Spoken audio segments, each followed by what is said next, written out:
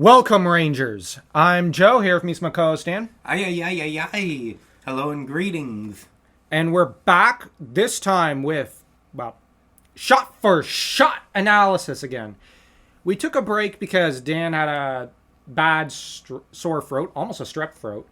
I kind of caught a bug for a short time, so we kind of figured best recover so we can properly give this movie the love it deserves. Because this movie, anyways. First thing about this scene I noticed was Tommy saying, "What's wrong, Alpha?" And the reason that's just painful for one's heart to hear is that was one of the most common lines in Power Rangers. And hearing GDF say it after what happened last year, it hits home. But the Rangers are told by Zordon the whole planet's in grave danger. And this confuses them because they've never seen Zordon talk like this. Zordon's been worried, but always with a certain aspect of just he's got it in hand. He knows what he's doing.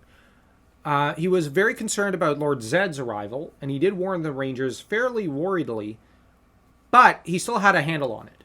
And he was like, "Don't worry, I'm still here for you. Everything's going to be fine." For the most part, that was his attitude. Then with the White Ranger, we've got the war back in our court here. The Green Ranger powers got to be a liability, but now we have the upgraded White Ranger ones, which, this is really powerful. Even Zedd would kind of not want to screw around with him. And now we have Zordon, who's absolutely panicked. The usual measure of control that he have over things, Gone. no longer there. Gone. Yeah, like he usually talks very calmly. But in this scene, he's terrified. He's panicking. He's going, "You're all in grave danger." And, the Rangers have to basically calm him down and say, "What's wrong, Zordon? What's going on?" Zordon, 6,000 years ago, there was a great evil that was sealed away by 6 young warriors like yourselves. They locked away an evil called Ooze.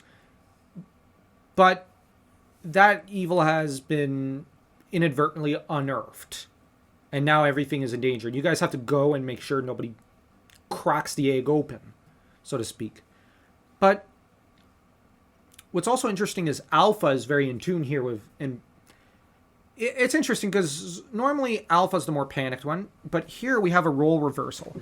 Alpha's... starts off panicked. But then as the scene progresses, he calms down enough to speak very rationally and even strategically and say, telling them the Dephomorphicans were torn apart, but they're strewn all around where Ivan was sealed. He's sure to find them once he's released. You cannot allow him to escape.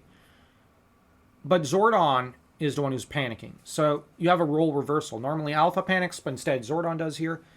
And I've seen people online say it's a bit of a plot hole that the 6 Rangers from 6,000 years ago sealed Ivan and they didn't hide the Dephomorphicans better. Well, here's what's implied in this scene. Those 6 warriors didn't survive. Now, you may have had one survivor in the Guardian from Lost Galaxy. My theory is he was originally a Blue Ranger. And my theory is also that these Rangers combined Zordon's morphing abilities that he has, along with the Quasar Swords. That's my fan theory. The Quasar Swords were originally the weapons used to seal away the Rangers. But those Rangers were all mortally wounded. The Guardian somehow ascended to a higher state of being and survived. And maybe he was, I think it is stated, he was the one who put the Quasar Swords in the stones that they're in. And my theory is he was one of those who sealed away Ivan. So that you have a direct link between this movie and Lost Galaxy, as well as Lost Galaxy and the original 3 seasons.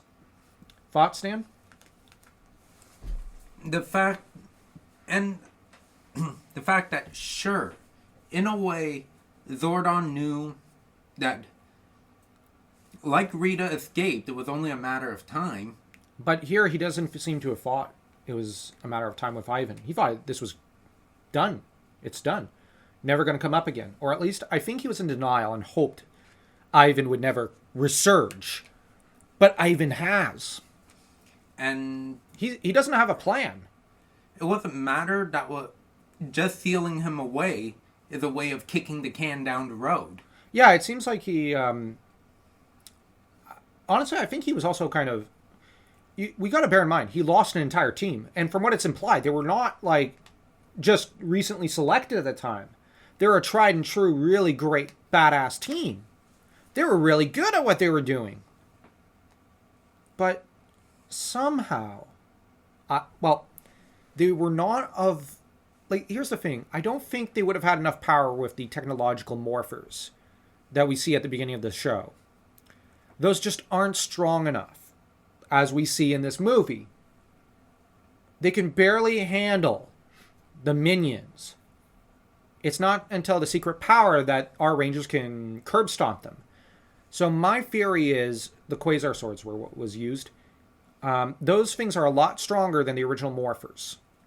But they're nowhere near as powerful as the secret power of Phaedos. So I would theorize that the Quasar swords... my theory is Zordon and Dulcia may have overseen their forging. But that... the thing is, these were the weapons and tools used by those rangers, along with Zordon's morphers. So that you had a combination of the spiritual and the scientific together. And this powered them up enough to barely overcome the minions and to barely be able to seal up Ivan, but at the cost of their own lives. Except for the Blue Ranger. But I do believe there's a connection between the Guardian from Lost Galaxy, Zordon, and Dulcia. There's a connection between the three. What I also think is that, there's a reason why he chose Kai. And that Kai is destined to maybe become sealed in stasis like Zordon someday. And Kai is destined for great things as a great future Power Ranger mentor, like Zordon and the Guardian. But I think the Guardian was on a time limit.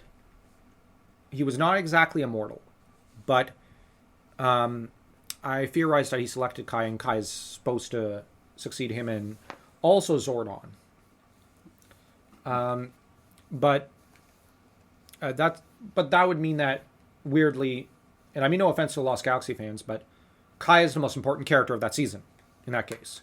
Far more important than Leo. Yeah. In that maybe Kai was someone that Zordon kind of planned for. But I'm approaching it from the mentality Zordon had precognition in some ways. But I think that the problem is if you look at it that way, he doesn't seem to have been able to predict past Ivan until Ivan was destroyed. I think it comes in bursts and spurts, like the elves from Tolkien's lore. So sometimes he'll get a prophecy, other times he won't. But the problem is, that's my theory, because he does have some knowledge, it seems, of the future at times. But it's not a clear image. Because he essentially knew that Lord Zed would be released. Well, would return. Yeah. Yeah, and Rita would be released, you mean. Yeah. Freudian slip there. But he also plans really well. So it's difficult sometimes to see where prophecy and just ultra, like, I'll be honest, Appa Aliapsa level IQ is. Because Zordon's as smart as Appa, if not smarter. He's brilliant. And I would argue the smartest mentor in all of superhero fiction and sci-fi fiction ever. Smarter than, like, I think he's even smarter than Obi-Wan and even Odan and Yoda from Star Wars. But Zordon, the problem is he can't travel, he can't do anything. But it's one of the prices he pays. But with this scene, thematically, like, you've got Tommy and Rocky in the middle, which, that's red and white right there. You've got Kimberly next to Tommy, because of course she's always next to Tommy. Zach's to the side, like to the right of Kimberly. It's interesting that the powers of femininity and masculinity are to his left, actually. And to his right, there's passion, then there's wisdom, and then there's maternal energy, in that order, to the right of him. And, we got to look at it as Tommy as in the center, but also to an extent as Rocky being in the center. But the thing with, this scene does a great job, though, just setting the mood, setting the tone. You could put this, in a horror film, and it wouldn't feel out of place to an extent, depending on the horror film. Depending. Although, Ivan is one of those villains who really raised the bar on Power Rangers. What's interesting, though, is, like I always comment, GDF didn't think much of him as a character, but David Yost was smart enough to realize this is a character with a lot of presence. GDF was really smart, but the problem was, it's just, seeing the actor kind of trip over the high heels he had to wear for the role could sometimes maybe remove from the image. But apparently he himself was impressed by the movie when he did rewatch it right before he passed. Because the movie is really good. It's top tier. But damn, do they set a good mood for Ivan. Man. Next week, we'll be discussing Ivan Ooze. And when I say next week, I mean hopefully in half a week, because I want to start churning out these videos every few days, because let's just get this over with. This has been going on for too long. And you know what? Shot for Shot is our best set of videos. I really want to finish this podcast down the road and start on shifting things into turbo. So remember, Rangers, may the power protect you. Hey, everyone. I hope you all don't mind me adding, at the end of this video, a quick comment about how, as everyone knows, I'm a bit of a writer, and I've been writing for a while on Substack now. But I recently got accepted for a great publishing deal with a really good publishing house. But the thing is, because I'm fairly new, they want to have a mixed deal. What does that mean? It means I have to pay for part of the publication myself, and they'll pay for the rest. So what this also means is that I would have to pay for a publication package of sorts, a kind of deal between them and I. Now, I don't have the means to pay for the whole thing on my own like that, because the best package, I guess, or cheapest one would probably be $7,000. So, and that's USD. So I kind of got to find a way to cough up that money. So I figured I'd ask you all if you'd be willing to support a crowdfund. The crowdfund, though, would be only for about half that cost, because I could handle the rest of the fees myself. So the whole idea is to ask for $3,500 from you all, and in return you all will get merch such as posters, mugs, another writer's books, because she's willing to team up with me on this one, and Crown of Blood. All books will be signed either by her, Daniel, or myself. Well, Crown of Blood will obviously be signed by both Daniel and I. And we will ship it out to you, and the money will be used purely for publication purposes. And yeah, I hope you all will check out the link below. We've got a great many perks, a great many offers. Hopefully you all will find that they're suitable. We can't offer the book as such because it's not been published, and it'd be about a year away from now. So I don't think anyone would be willing to wait a full year to get a book.